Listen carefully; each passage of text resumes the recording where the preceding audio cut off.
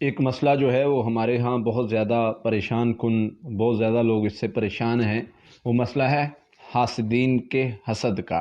حاسدین جب حسد کرتے ہیں تو انسان کے معاملات خراب ہوتے ہیں۔ ہر بندہ اس چیز سے پریشان ہے کہ میری تھوڑی سی کامیابی ہونے لگتی ہے، تھوڑی سی ترقی ہونے لگتی ہے، تھوڑا سا میں کامیاب ہونے کو جاتا ہوں تو میرے ساتھ کچھ دوست، کچھ جاننے والے، کچھ رشتہ دار جو ہیں میرے سے حسد کرنا شروع کر دیتے ہیں۔ میری کامیابی ان کو پسند نہیں آتی، تو اس سے کیسے بچا جائے؟ ہر بندہ جو ہے وہ اس سوچ میں پریشان ہوتا ہے۔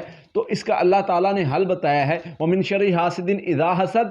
اللہ سے پناہ مانگو، اللہ ان حاسدین کے شر سے ہمیں محفوظ فرما۔ جب بندہ یہ پڑھتا رہتا ہے، سورہ فلق ناس اپنی روٹین میں صبح شام پڑھتا ہے اور یہ آیت بار بار دہراتا رہتا ہے، تو اللہ تعالیٰ اس بندے کو ان کے شر سے محفوظ کر لیتے ہیں۔ اللہ جب بھی حسد جو ہے وہ حسد کرے، اس کے حسد